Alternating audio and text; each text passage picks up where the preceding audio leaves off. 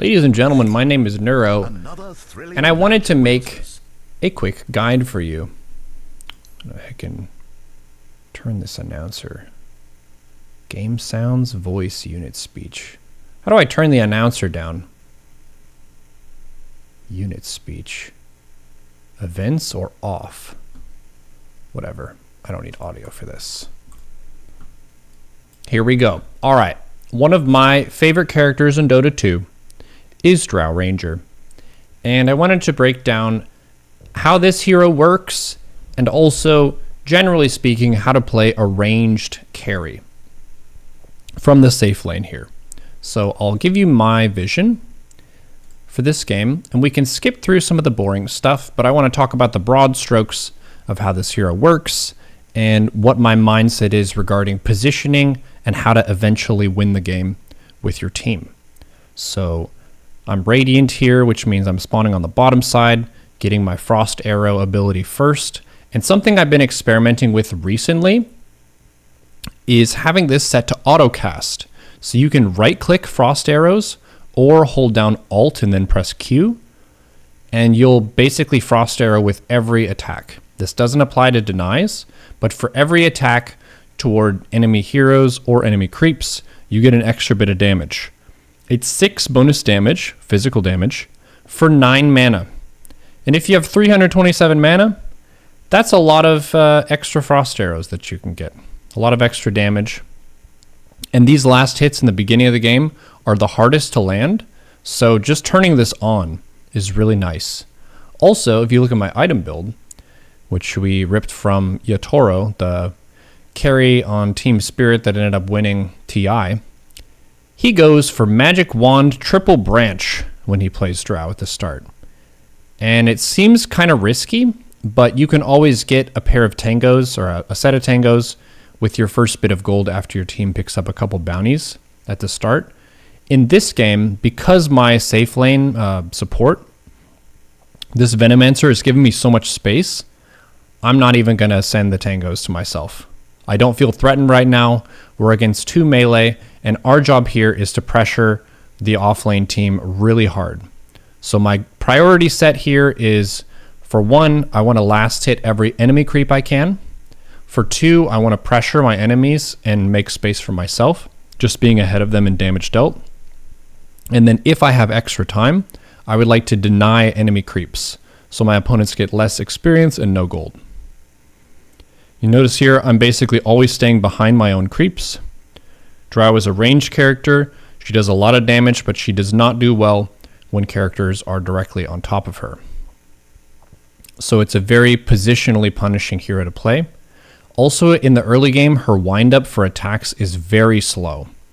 It's basically half of a Lord of the Rings movie to be able to wind up the first bow shot when you're level 1.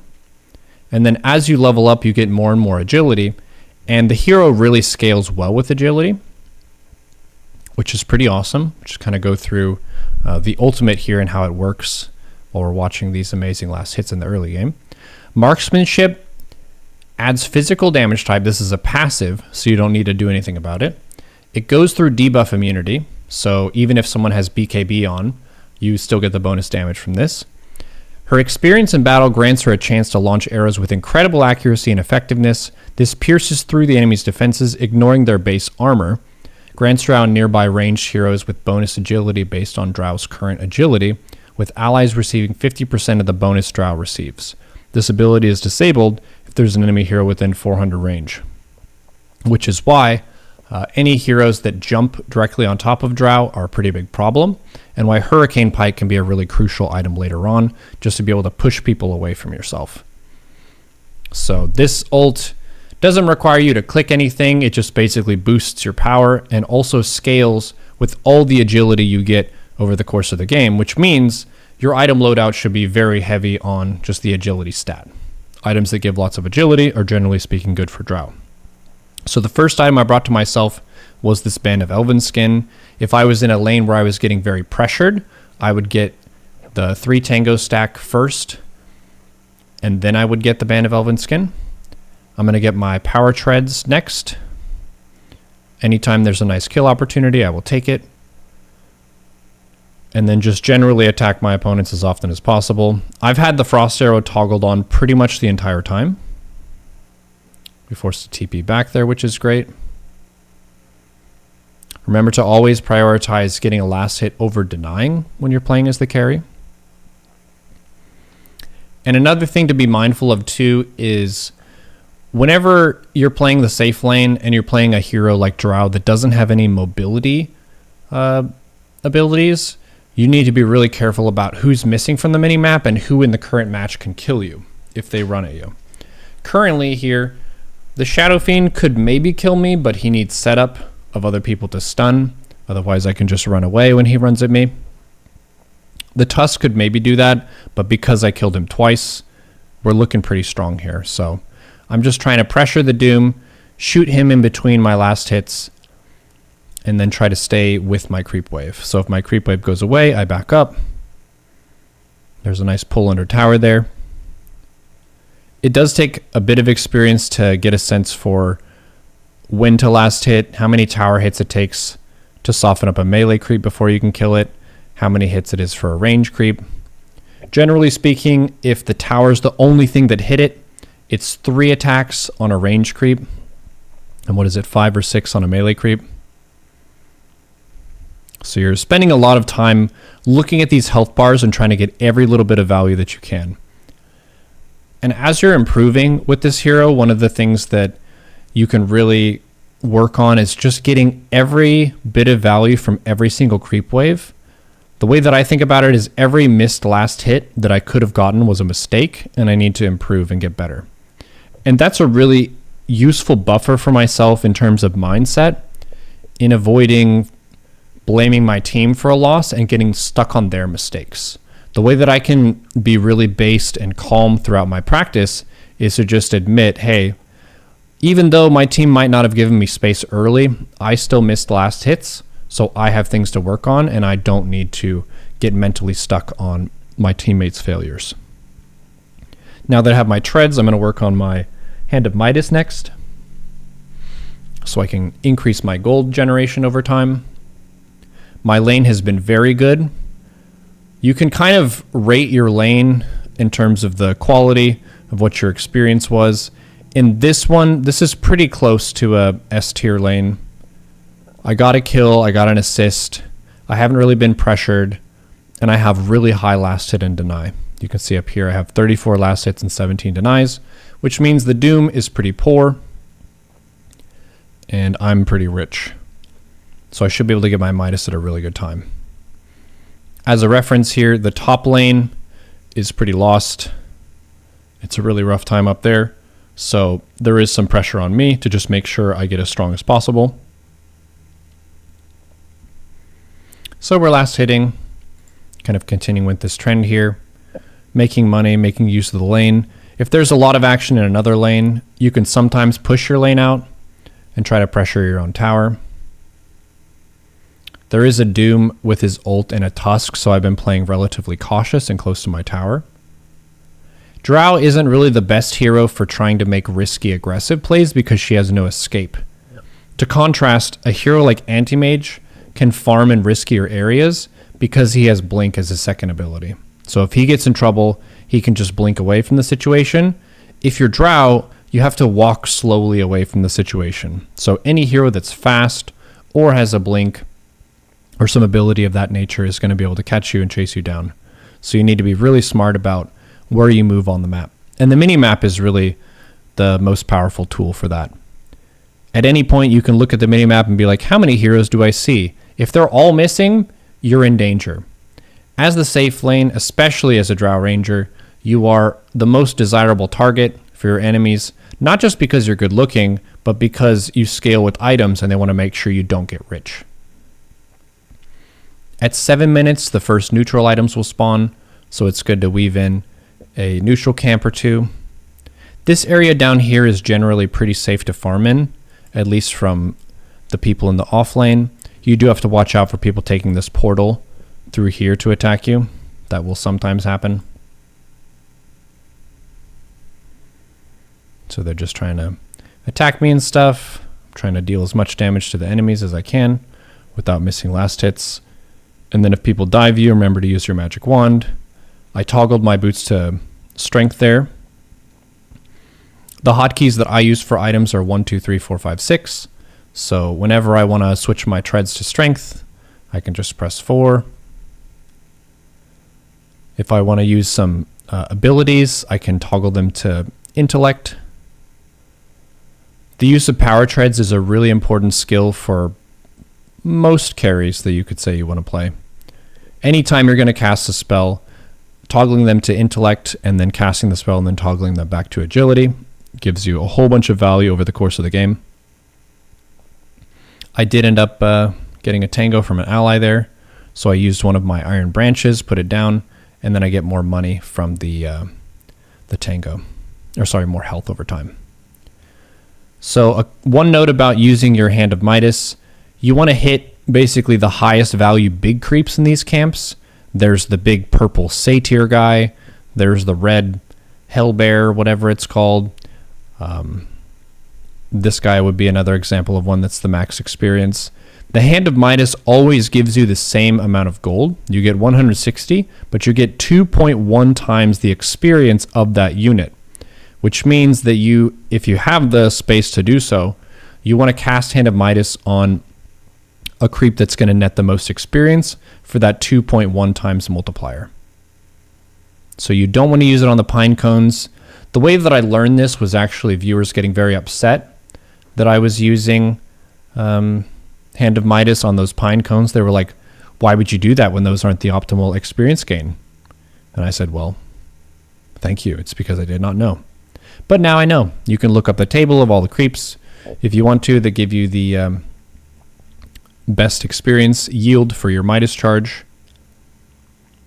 But they're basically just the ones from the hard camp, and they're the big boss. So the big bird, the summoner guy, the hellbear smasher, the centaur, those guys. Let me know if I missed one. But if you're in a really difficult situation and you're really squished in and you don't have the ability to run around the map and choose them and you have 2 charges, you can just use it on whatever just to get the gold. Oh, catapults as well. Catapults give you pretty close to the max experience gain. So I went top here. Drow, unlike other hard carries, is pretty good at joining early fights if she's with her team. Reason being, Gust is so strong and multi-shot is really strong even before items. And Frost Arrow slow is nice. So as long as I'm with my team, it's fine. Drow is much better at showing up to an early fight than, say, Anti-Mage. Anti-Mage really wants to avoid all major action for a really long time. So I'm with my team. I'm good at killing towers, so I'll shoot the towers if I feel safe to do so. After my Hand of Midas, I'm getting a Dragon Lance. My team's diving over this way. I want to avoid the tower if I'm going to help out with that. Using multi-shot from range. And now I'm back to farming. Maybe I'll shoot the tower, maybe not. One thing I picked up from watching really high-level carries on their stream is whenever you're attacking a creep wave like this, and you have the freedom to attack whatever you want, a lot of times they will shoot, just like repeatedly shoot at a creep that your creeps are not attacking, so that you guarantee that you're going to get the last hit, rather than shooting a creep that your creeps are also attacking, which gives a mixed incoming damage profile, and you can sometimes miss it. It's getting into the details here, but as a carry, every single bit of gold counts. You are the one, which means putting gold on your character is the most important thing for where the team's gold needs to go. That means that if you have the space to farm an area, that's another one of those max experience creeps. If you're safe to farm in an area and you're missing last hits, you are making mistakes that affect the rest of your team and affect the outcome of the game, which I use as a reason why I can't complain. I am not allowed to complain in my team if I've missed last hits. And every single match, I miss last hits, so I don't really complain much as a carry. I can deal with the match where we're behind, I can deal with the match where we're ahead, because I'm practicing here. So now you can see some of the jungle method for Drow. One of the reasons that she's really good at farming ancients is because her range is so long. She can shoot creeps and they'll be running back and forth from their spawn position, and you get lots of damage without taking much damage. Additionally, just going over agility as a stat, agility gives you armor. So I'm actually rocking 15.6 armor right now, which is a lot. That's a lot of armor, and that's part of why Drow can fight these ancient camps relatively earlier than other carries, because she gets so much bonus agility from her marksmanship. This is another reason why Drow can solo the Tormentor a lot earlier than other carries can. Her agility is so ridiculously high that if you have your frost arrows on and you have maybe 3 to 4 items, you can just solo it. And it'll get your health really low, but that's 1,400 gold for your team. And that also frees up your team to go do other stuff while you're farming.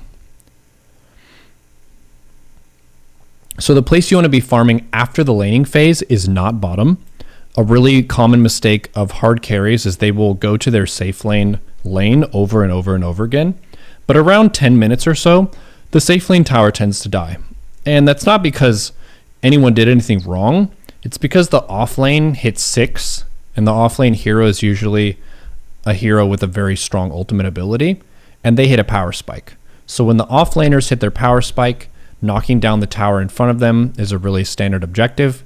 So for you as the safe lane who doesn't have a big power spike at level 6, that's when you normally want to leave and go mid or go to your own off lane. But you should go somewhere else.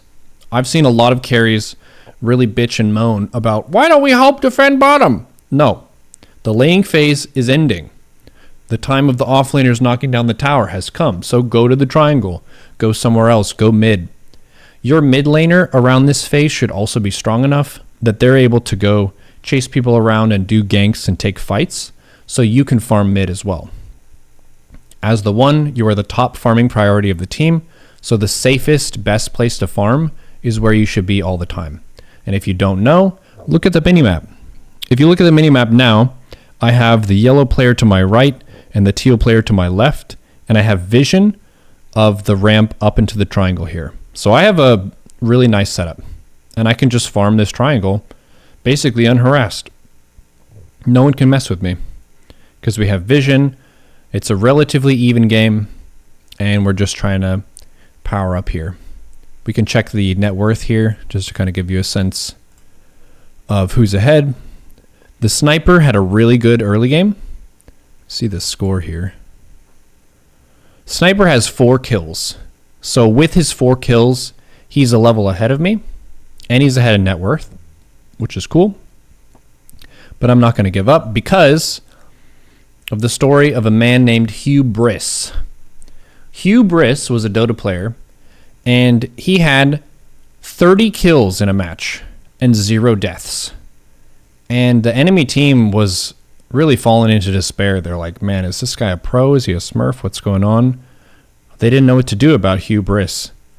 But Hugh Briss got a little bit too full of himself, and he started diving into the enemy base way too far, and he ended up dying to the fountain.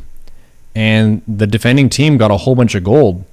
And then Hugh Briss bought back, and then he dove the fountain again and died again. And his team ended up losing. So that's a big part of why I don't really throw my hands up in the air and say it's over, let them end. Because I know about the story of Hugh Briss. Anyone can throw. At a low to medium and even a high level of play, people do get a little bit too full of themselves and they make mistakes when they're trying to go on offense and in the game. So even if you're behind, work on the fundamentals. Practice your leash farming like this, where you pull a camp and then get to a safe spot where you don't take too much damage. Make sure you get your tier 2 neutral item at 17 minutes. Use your multi-shot on cooldown. We got the Grove Bow, that's a great tier 2 item. So you see here, I'm attacking the creeps that aren't already being attacked by creeps and trying not to miss any last hits at all. No last hit missing is allowed.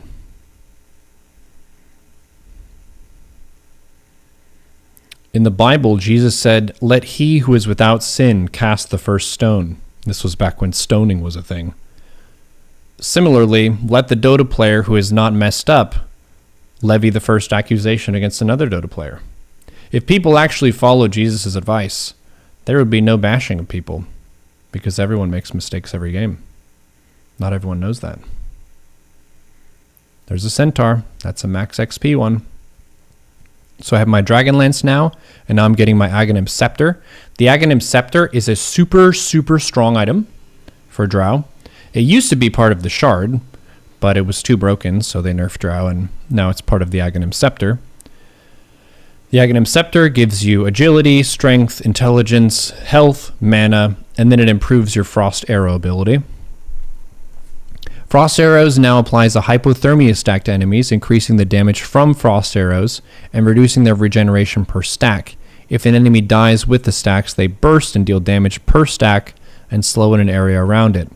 Basically, Frost Arrows slap really hard, and they also allow you to bring down really thick, strengthy targets. If you have, say, a Bristleback or someone with a heart or a Spectre or something like that, that's really tanky, if you have your Frost Arrows toggled on, or if you cast multi-shot, the Frost Arrows will mean that they're not getting any more healing from heart, or at least a lot less healing. And then any passive they have that gives them regen or lifesteal or something like that is going to be massively hindered. So Drow's really good at helping the team focus down tanky targets. Also lifestealer, Drow's really good against him for that reason. And I'm just continuing to exist in the triangle. I've kind of been playing in this area here on the left side of the map. That's where our vision is concentrated. We have this ward here to see stuff, and the enemies are all in this zone. I don't really have mobility items and stuff, so I'm not super keen to take a fight unless it's convenient for me. And that's okay. As a safe laner, I've had a lot of success moving up in rank once I had the breakthrough of not joining my team for fights until about 30 minutes in, and then trying to really make big plays with the team. Really common issue is you don't have good fighting items and you just die over and over in the early game. For the position 1, it's usually better to farm slowly and not die than to risk fights and die. Because when you're dead, you make 0 money. So we're consistently last hitting and stuff here. Did someone say viewer games? Yes, we're going to be doing Dota viewer games after this. We're rocking out a Drow Ranger guide here. Okay, we're getting the Wisdom Rune. Everyone who has taken mathematics knows that 7 is a number. And 7 times 2 is 14, and 7 times 3 is 21. 7 times 4 is 28. And at all of those multiples of 7, there's a Wisdom Rune that spawns. And since most people either forgot their math or didn't stay awake in math class, you can pick up a lot of bonus experience just by remembering the many multiples of 7. And since Drow likes to farm in the triangle with the ancients and stuff, you're pretty close to the Wisdom Rune anyway. And the Wisdom Rune gives experience to yourself and the person on your team with the least experience. So that's going to help out your support as well. So I think that would have sent experience also to the Venomancer. And I'm still just farming. It's been a very passive game for me outside the laning phase. The enemy team is smoked right now. They're trying to make plays at us, but I'm just trying to get big. I'm getting a Lincoln Sphere next. Drow Ranger is a very fragile hero with no escapes. So being able to get defensive items is an absolute must. You can go for Lincoln Sphere or BKB. This game I went for Lincoln Sphere because of the Doom, the Sniper, and the Tusk. Also the Ogre Magi. Like, he has some single target stuff. But Lincoln Sphere absorbs single target abilities, and it doesn't matter how strong they are. If it's a targeted ability, Lincolns will stop it if it is available and not on cooldown.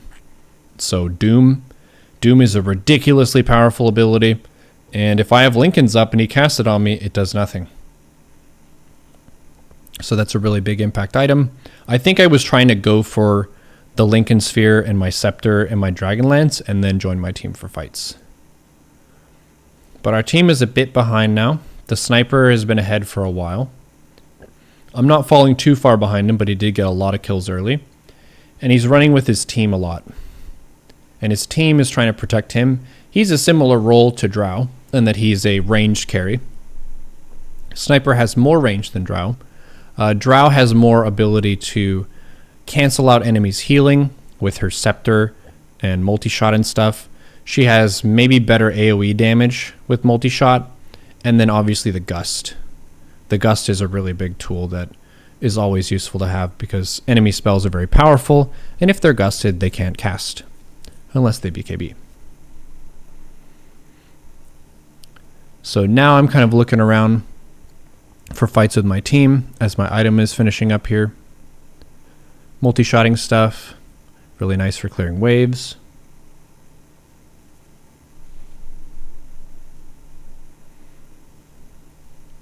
Let me skip ahead till when I get my item and start taking fights. Trying to stay with my Slardar. You should always stand behind your team. A mistake that I've made a lot with this hero is I will think, hey, I could Frost Arrow and maybe kill that person. But if I'm running out at people in front of my team, only bad things will happen to you. Very bad things will happen. We just consistently farm. If you want to play carry, you better like farming, because that's what you do for most of the game. We're farming. And anytime you go somewhere, just killing all the creeps along the way is really good. Kind of similar to leveling up a hero in WoW, or a character in WoW. One of the themes there is, as you're going from place to place, just using your mana or your energy or your rage and fighting stuff along the way ends up being better XP per hour than just only doing the quests and stuff. So as I walk up to push a tower, I clear that camp nearby. These serpents killed this.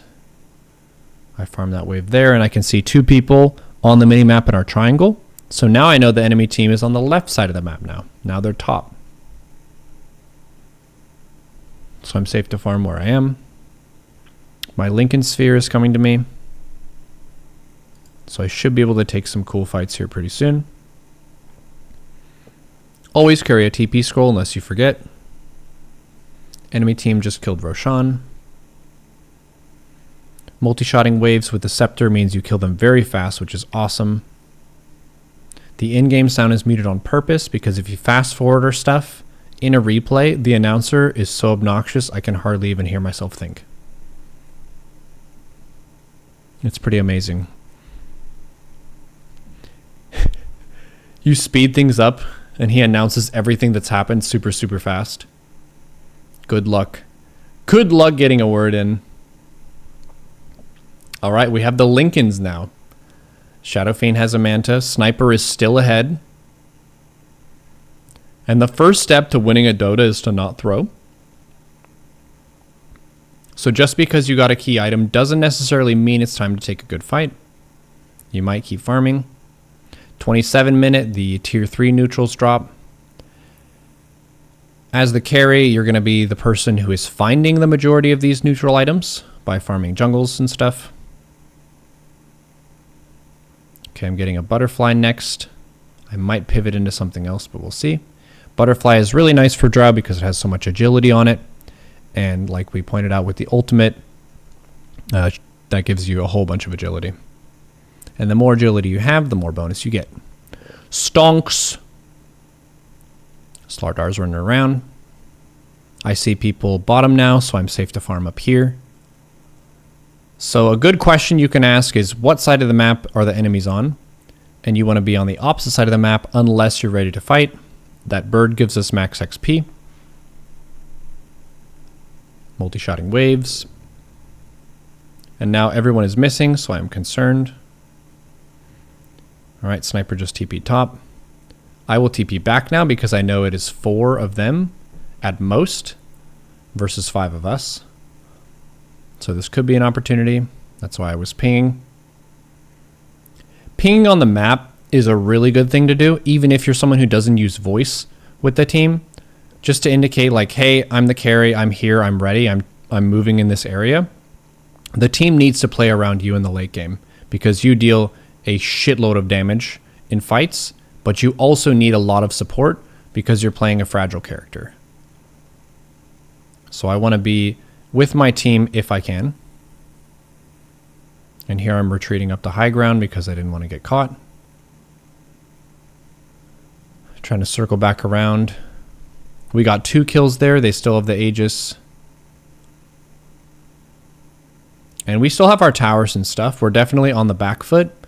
But any ranged carry is going to be relatively good at defending high ground, because you can attack them without them having vision.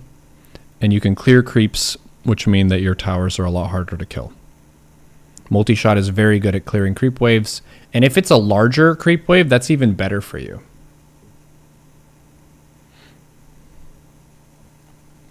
I will now solo this Tormentor. It is 29 minutes, almost 30. Yeah, got plenty of health left over. That's 20% health left. And we just got the shard for our nice Venomancer. I do need to go back to base to heal, but the Tormentor is not that far away from home, so it's okay. I'm saving a little bit of gold for buyback. You can always mouse over the bottom right here and see your reliable gold, unreliable gold, death cost, death time, buyback cost, and buyback cooldown. So I could buy back if I died. That's pretty crucial at this stage of the game, mainly because they have enough damage that if I die twice, or if I die and I'm just dead for maybe 80 seconds, the enemy team could kill the throne and end the game. And for a general period of when I would decide to prioritize saving for buyback, whenever you've lost your tier 2 towers, it's about time. It's time to save, I would say. If you have all your tier 2 towers, you're generally safer to spend everything, just because it'll take them so long to push through tier 2s and tier 3s and then get to the racks. We're definitely behind now, though. The sniper is doing well. The SF and the Doom have more than our mid. But the coordination of fights can go a really long way. I'm able to kill people in a multi-shot volley really easily now. I don't want to make sure I'm always far back in the fights and attacking from max range if I can. Sniper is very annoying. He can shoot you from so far away. And we're just going to keep defending the high ground here. I'm not going to chase him out there unless it's good to do so, and my team is healthy and ready for it. I'm going down to bottom lane. I need to use my Hand of Midas. I have 2 charges here. Let's see what I do. He's called Sniper because he snipes. We can multi-shot these. And I'm looking for another Midas creep. Do we have a good one? Yep, that's one of the good ones. And I can mouse over and see whenever I have enough money for buyback and my item. That's when I will buy my item. The score is tied up 17-17. That was a really important fight for us. We defended our barracks, which is good. And then the reminder is, even if you're behind, you can still work on your fundamentals of last hitting creeps correctly and of positioning yourself relative to your team correctly. Since Drow has no blinks, no mobility stuff, you really need to pay attention to where your allies are, where the enemies are, and position yourself where your allies are basically a big shield between you and the enemies. You want to force the enemies to have to dive through your team to get to you, if you can. Dragonlance does give you bonus range as well, so you should be able to attack from quite far. I'm about to have a butterfly, which is a really big power spike. Kind of just chilling and farming for a bit until we find an opportunity. I went over to their shop and got my item because this area is not secure. We have no vision here in their top. That's another thing that's fairly crucial to identify when it comes to getting your big item purchases later on, is you're not guaranteed to be able to go to your own secret shop. If their whole team is there, then this secret shop is usually vacant and available. You can even send your courier over there as well. So I'm waiting for my team to set things up. I'm not going in until it's a good time for me. Doom is going in. He's a big strengthy dude, so this hypothermia from my frost arrows is very good against him. We've still defended this high ground. Playing it very patient, staying with my team the whole time. And I will go forward if my team goes forward, but otherwise I will not. I want to let them soften up the enemies. And I want to play pretty selfishly in terms of not risking myself. There are cases where you will die because you get dove so hard. Like if the enemy team does commit hard to diving past your team and they kill you, but then your team kills them, that's still okay sometimes. So you need to set it up to where either you can punish the enemies just by dealing great damage, or you're at such a defensible position that your team can basically kill them for killing you. The Lincoln Sphere paid off there, absorbing that sniper ult. And because all 5 of them are dead, I'm going to keep farming even though my health is low. That's a nice window of opportunity where even though my health is really low, there's nothing that can really harm me on the map. I have a Lincoln's as well, so even though Doom is up, he can't do much to me. And now we're at the stage where I can kill towers in only a few seconds. So we're clearing this tower now. Very nice, very awesome. Now we're going to check these camps over here, pick up the bounty. Just farm everywhere I go. Use the Midas, keep it on cooldown. I have a Hurricane Pike. Hurricane Pike is used in 2 main ways. One way would be you hit 2, or whatever you have it hotkeyed to, and you click an enemy hero that's close to you, and it pushes you away from each other, and then gives you 5 quick attacks on that target only from unlimited range. Or you can double tap the item, like double tap 2, and it'll push your hero in the direction they're facing. So it kind of depends which of those options you want to choose based on the situation you're in. If you're trying to focus people down, clicking an enemy hero that's close to you and pushing them back can be good. Or if you just want to use it kind of like a blink and you just want to move in a direction, you can do so that way as well. Get a DC. We pause. I'm still farming. Still farming. And you do have to be relatively patient playing this hero a lot of the time.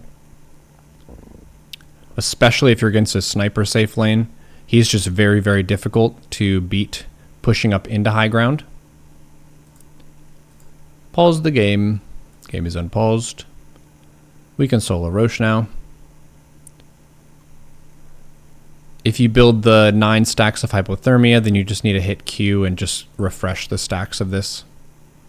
You can blow through your mana pool if you just leave it autocast while you're fighting Roche sometimes. So I'm picking up an Aegis now.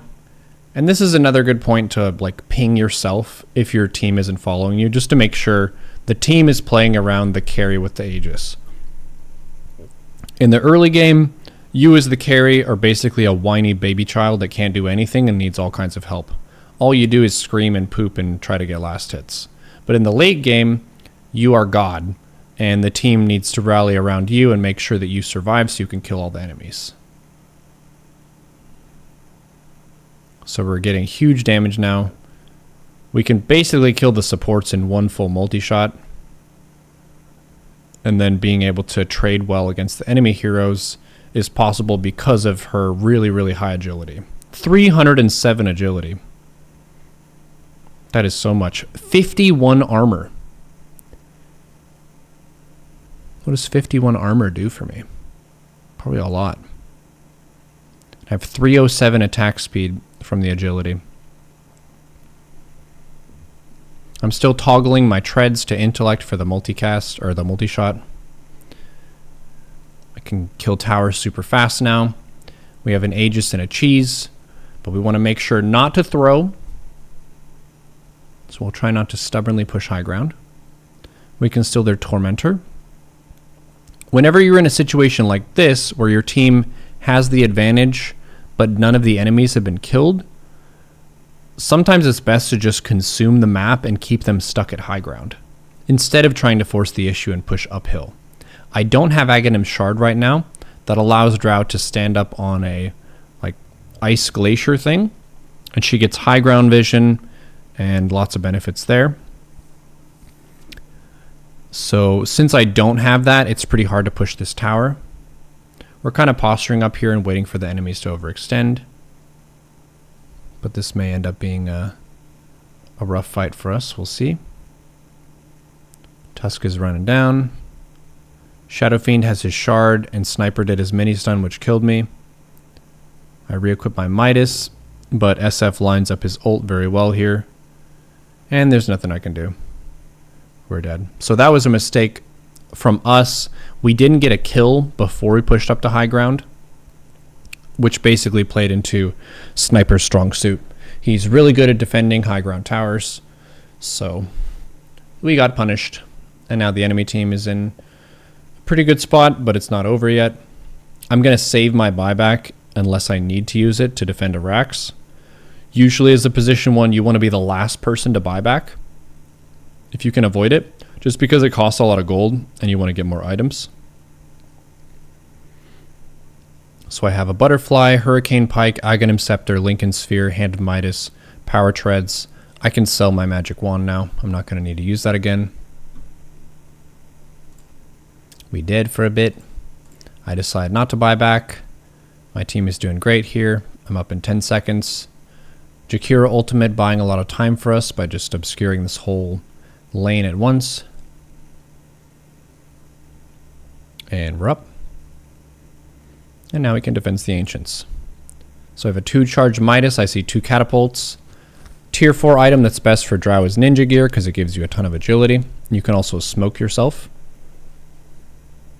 So I will Midas both of these. They give lots of experience. Then multi-shot the wave. I see people mid. And now I can solo the cube again. So that's 2 cube kills, 1,400 gold each. And continuing to farm. If you want to stack a camp, just shoot it at about 53 to 54 seconds and back up. And that'll cause it to respawn.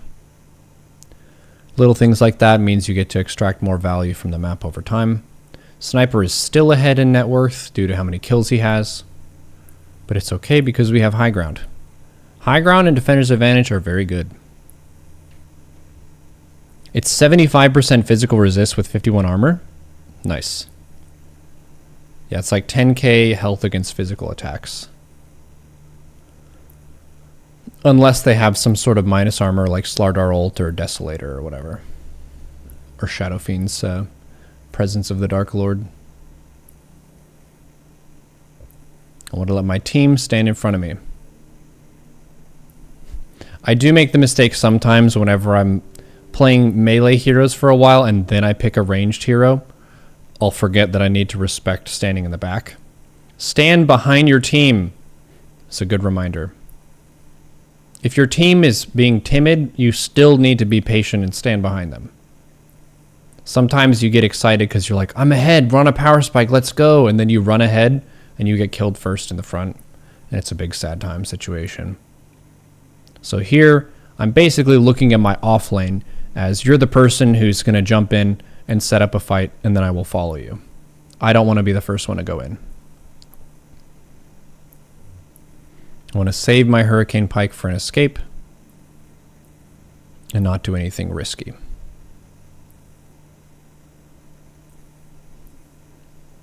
And then also, as the position 1 in the late game, you are the most valuable kill target. So you staying alive is more important than anyone else staying alive. You also have the most gold, which means the enemy team gets the most gold if they kill you relative to your teammates. So putting yourself first, not letting yourself get baited, and not being impatient. And we continue to farm. My team is moving up. Seeing on the minimap, I am behind my team. My team is going in. This is basically perfect positioning. They're going in, starting the fight. Everyone's getting softened up. I multi-shot from really far away. I gust from max range. We're getting multiple kills here. I'm killing the ogre. I use Hurricane Pike to try to get away, but we end up losing the fight. It happens. The SF ult was really good there. And I do have my buyback. Thinking about using it. Zeus is trying to escape. He E-blades that. Very nice.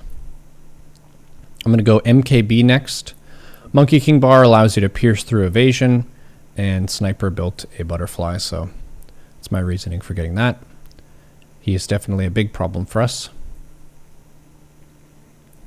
And we can lose 1 Rax, that's okay.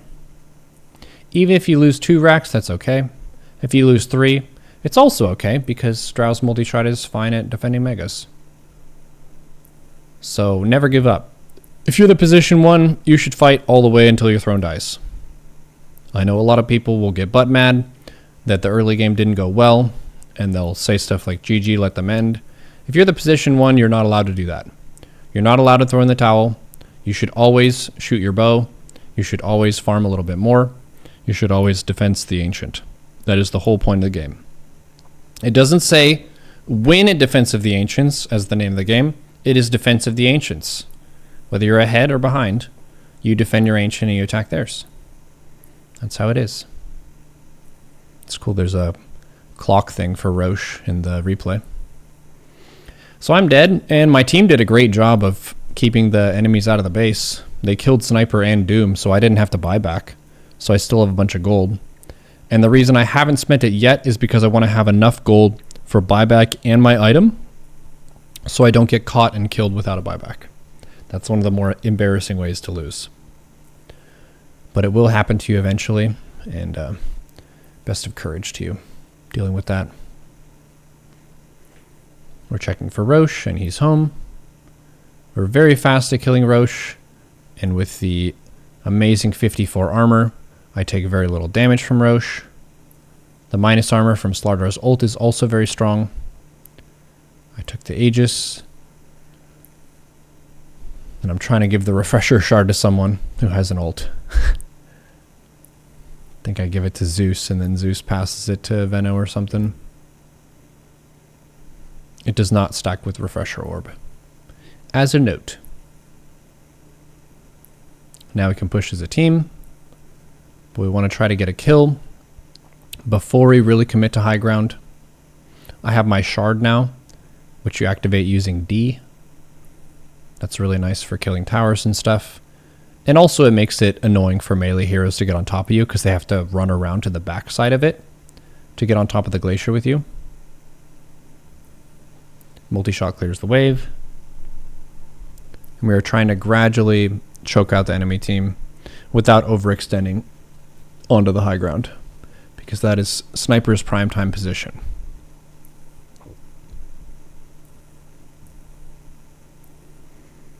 Team is setting up a fight.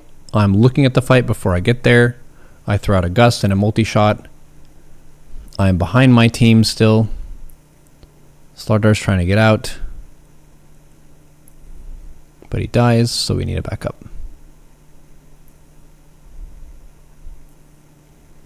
When you have this much time with an Aegis, you can do a full reset of the fight. So here I decided to retreat with my team and not really focus too much on committing to their high ground.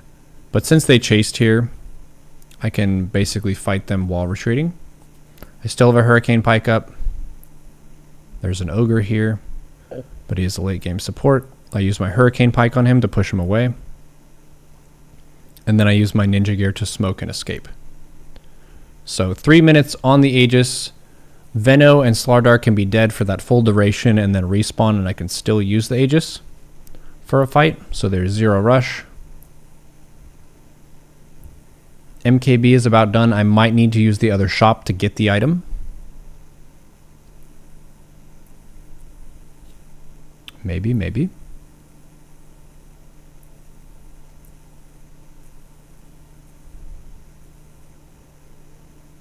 Okay. They're pushing in mid. I don't really want to go in on that yet, even though I have the Aegis.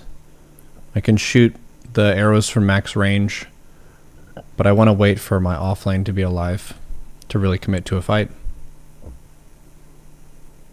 Jakiro ult buying us time. Trying to stand behind my team. That's the Glacier ability. I'm trying to back up now. We got a kill on Doom. I'm healing up in the fountain. My courier has most of the components of MKB. Multi-shotting from max range. Just trying to stand as far back as possible all the time.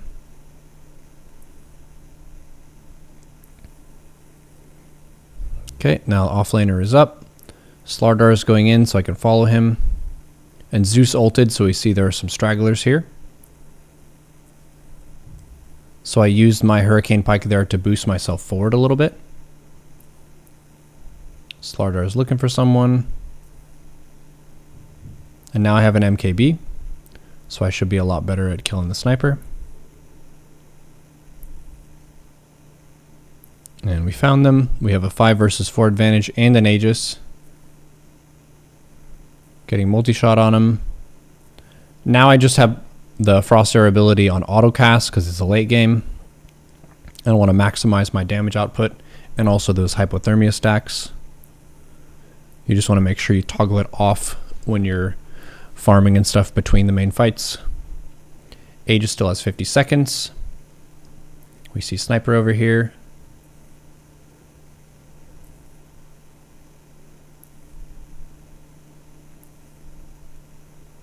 Zeus going at him. Going uphill here is always kind of risky, but there are 3 of them dead, now 2 of them dead. Great stun by Jakiro. Focusing down the ogre first, and then the sniper. There was an E-blade on him, so I couldn't attack him for a second. Yeah, the hypothermia stacks also help you rip through someone with Satanic active as well, because Satanic gives you a whole bunch of lifesteal, and it also has a whole bunch of strength on it. So now it is time to push. We got a whole bunch of kills. If you're against a team comp that doesn't have a sniper safe lane, you can oftentimes push in earlier circumstances than this. But this is basically dealing with the worst case scenario of trying to push high ground. Now we kill another person. And we're now kind of surgically trying to dismantle their whole base without dying. Tusk is trying to push people into the base. I'm shooting the tower. I could use my D. And I would have high ground vision. I don't know why I didn't do that there. Maybe because we called for back. Baiting out enemies is a very, very good strategy. So if you have a retreat like this, you can see the enemy team on the minimap is pursuing us now. So now we can turn. And this is a way better fight. Way better fight for us because they're on low ground and they don't have their tower with them. So don't force the issue if the match is very even. I used Hurricane Pike there to get away from the Shadow Fiend before his ult went off. That was pretty big. Made it basically a complete waste because it didn't touch me at all. And now we get the sniper and he's dieback. So that is game. So the main principles of playing Drow. In the early game, you are pretty weak and useless. So having your Frost Arrow toggled on to get every last hit you can and also apply pressure. I get the Magic Wand into the Power Treads, into the Hand of Midas, and then try to get whatever defensive items I need to be able to take fights. And then once I have about 3 items or so, I start to really look to lead fights and be the one that is pinging of where we're going to go as a team. And then for the closer, you want to make sure you're getting the Aegis for your team. You're clearing all the tier 2 towers before you try to push high ground. And then ideally getting 1 or 2 kills before you push the high ground. But Drow's really fun to play. Definitely highlights the strength of playing an agility carry because she scales so well with that stat and all the different attack speed and armor buffs that you get from it. And also a cool aesthetic. But this is basically how I play Drow. By the way, I'm not a pro at this, so this is more so like a friendly guide by someone who enjoys the character. But if you have a different way of playing the character, feel free to share. Hope you enjoyed this breakdown in this very close 55 to 56 minute game. GG. And we got that MVP with Drow Ranger. Big ups, y'all. Thank you all for supporting Neuro Subathon 3, sponsoring this content and much more.